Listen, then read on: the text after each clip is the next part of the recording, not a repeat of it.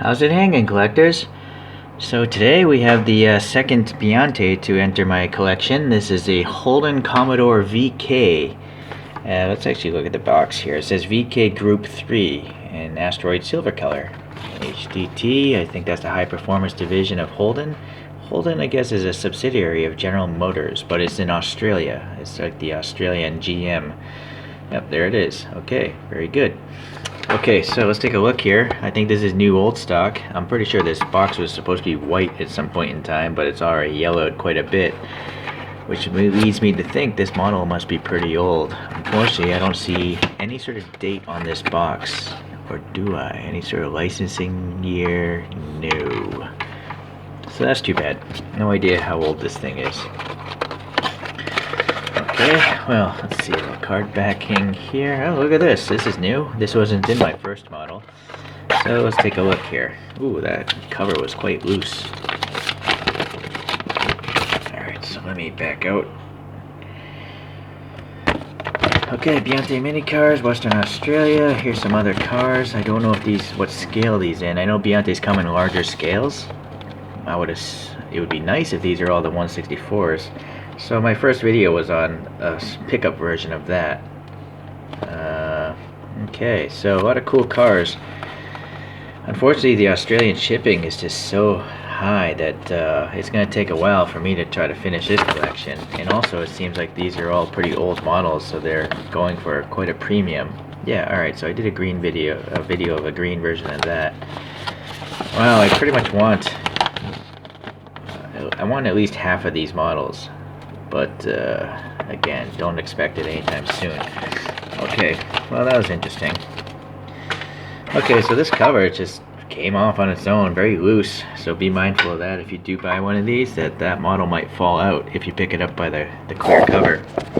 And then we have this plastic base. Weird that there's no text on the base at all. It doesn't tell you what the model is. So let me get this screw off here.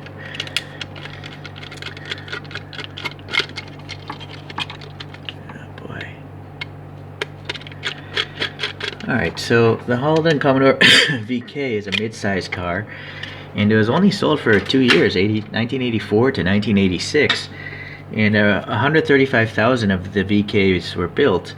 But this is the HDT Brock Commodore VK Group 3. That's a lot of descriptives. But apparently it gets new bumpers, it's got these different wheels here. And then there's a 5-liter V8 engine up front making 237 horsepower, and I guess that was for racing homologation purposes, the 5-liter limit. And then I think only 200 of these particular VK Group 3s were built, and majority of them were actually white.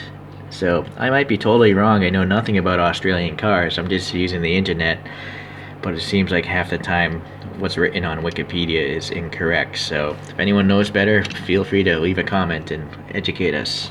Okay, so let's take a look at some photographs here I pulled up. So there's a white version there, and try to focus on the model. I mean, it's got the 5-spoke wheels, it's got this funky looking headlights and that funky looking nose. It's got the ribbing in the bumpers. It's got the power bolt on the hood. It looks pretty close to that photo to me, right? I don't notice anything glaringly wrong, but we'll see. We'll get to it. Here's a blue version, and this has some like arrow wheels. I don't know if there are 2 different wheel options. Let's try to get that angle. Focus on the model. So yeah, all the window molding seems in the right place. The tail lights there, again, the ribbing on the rear bumper. So yeah, I think it looks pretty good off the photo comparisons. Alright, so now let's get a better light angle here and look at the actual casting with the toothpick here. Okay, so the silver, well, it's not the best silver I've seen. It's a little splotchy. It's not the worst silver, but it's not the best either. It's kind of middle of the road. And also, it seems like some paint rash or I think that's a paint rash bubble. Same with that. So Again, it's an old model. Sadly, it's a metallic and it's still getting paint rash, so that's too bad. Alright, the wheels here, they look pretty nice. I mean, it's cool that there's something printed in the hubcap there. JEK. Or, I assume that's a J, or, oh no, HDT, the Holden. What does HDT stand for? If anyone knows, please leave a comment. Something Holden technology, maybe? I don't know. Anyways, look at the tires. Nice curvature to the sidewalls. Unfortunately, there's no brake system, but I don't think these models are super expensive when they're new, so I guess that's okay by me. The door panel lines, they're not bad, you know, not bad. Okay, nice ribbing here in the bumpers. The door handles themselves are pretty nice. The bottom goes in and the top sticks out like a real one would do. Sorry, my microphone cable is in my way, so my arm pulls the camera sometimes. Little key mechanism, and it's protruding. It's part of the casting, so that's good. We got an SS printed there, so that looks good. Alright, the black window molding looks alright. A little silver seems to be shining through, though. But there's some silver paint in the mirror, so that's a pretty good detail. These headlights are pretty cool. Obviously they're plastic lenses, but they actually have the molded in stripes, the refractor molding, to help bounce the light around in there and project it, you know, at a certain level so it doesn't blind people and stuff. So those actually might be the best headlight lenses I've ever seen in my collecting so far. I've never seen the actual lines like that. So that's really realistic. I'm kind of blown away by that. That's the most realistic headlight I've ever seen. Wow. Okay. Anyways, some printing there. Maybe that's HDT again. Look at that. It's actually legible. That is a tiny legible logo. Look at my dental pick. This pick is supposed to fit between my teeth, right? So this, yeah, painted black in there. Some black. Oh my, that is a super deep. It doesn't even bottom out. That thing just goes on forever. There's like a sarlacc monster hanging out back in there. Okay, so wow, that's pretty cool. What is a bit weird though is the black stripes here. It's definitely on purpose, but I don't see it on the real car. But maybe a certain year they had little vents there on the bumper or something. It's there for a reason. I don't know what. Again, I don't know much about Australian cars, but that's why I collect these things, to learn. So the power bulge is a separate piece, and there seems to be some vents here with some ribbing, so that's good.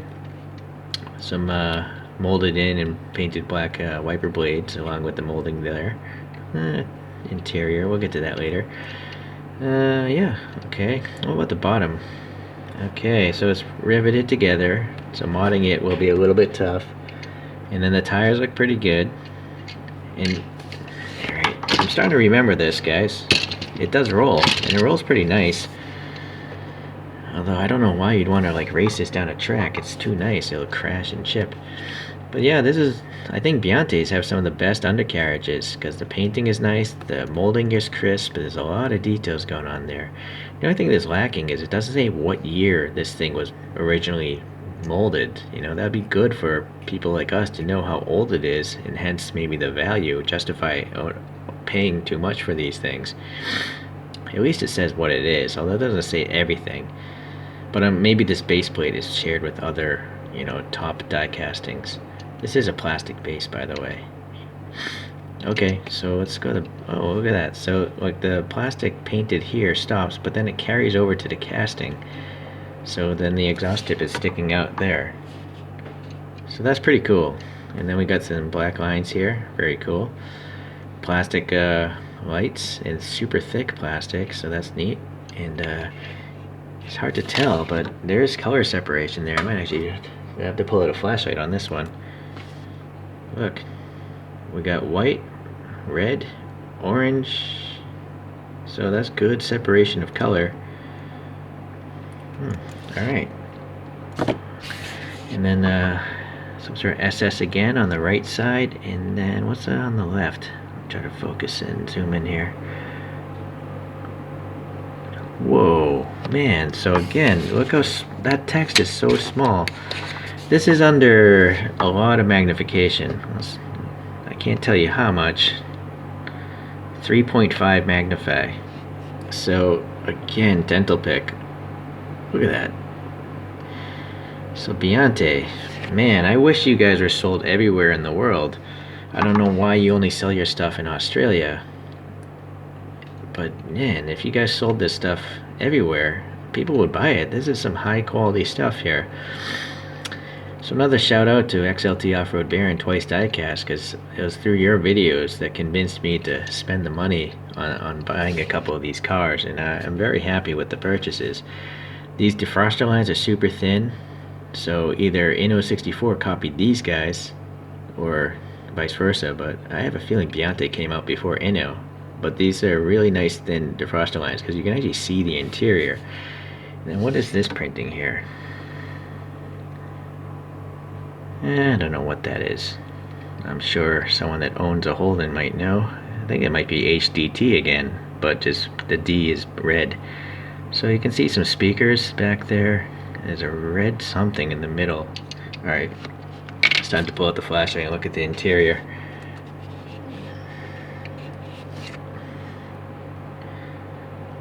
So I kind of feel like there's something on the center of the steering wheel, like maybe some paint or something. The instruments, there might be silver paint in there as well. And then the seats look like they might be two-tone. Let's see. Yeah, it's hard to see what color though. It's kind of like the interior is like, it's bluish. And then the seats have a whitish texture pattern. You know, hold on, let me try a different flashlight. That one was just too bright. Alright, this is better. This is a great flashlight, by the way. It's a Nightcore Teeny 2, and you can adjust the brightness settings. See, 15 lumens, 65 lumens, 200, and depending on the lumens, it tells you how much runtime you have. So there's no anxiety about wondering if your flashlight's going to die on you at the worst time, because it tells you how much runtime you get based on the power output. Okay, so actually, I need 15 lumens. So yeah, look at that. There's some red in the seat belt buckles. Hopefully you can see the texture on the seats now, because it's not washed out from that other light flashlight there. So that's, and in the back here, I don't know if you can tell, but there's red seat belt buckles again. What about the door? Look at that, the door has a black handle and then a white armrest. So this is definitely one of the nicer interiors out there in 164. There's just a lot of different colors going on. So again, Biante, good stuff. Alright. So, very unlike usual, I don't really have anything bad to say. This is actually a really nice model. It's yeah, I highly recommend Biante. It's just, you know, cost is the limiting factor. It's not actually the cost of the model so much, it's just the cost plus shipping from Australia. Because again, for some reason, you just can't buy these anywhere outside of Australia, so it's a real shame. So, not too long ago, this is the first Biante I got. This is the Ford Ute. And being like a modern El Camino, it's a bigger vehicle, of course. This Hot Wheels here is a mainline. Granted, I took the flames off and also 3D printed my own wheels. But this is a Ford Falcon XB. There's a review on this somewhere in my history. You can search for it.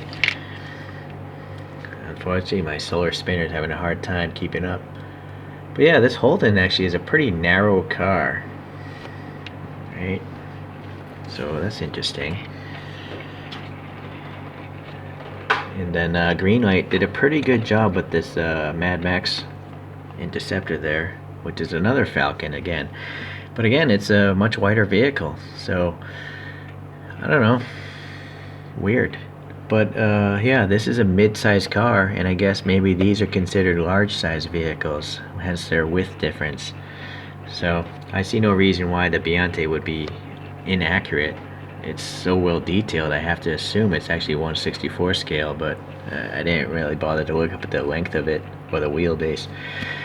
Okay, well, I'm rambling on. It's been 15 minutes, so it's good on you to watch the videos, and I appreciate you. So take care. Bye.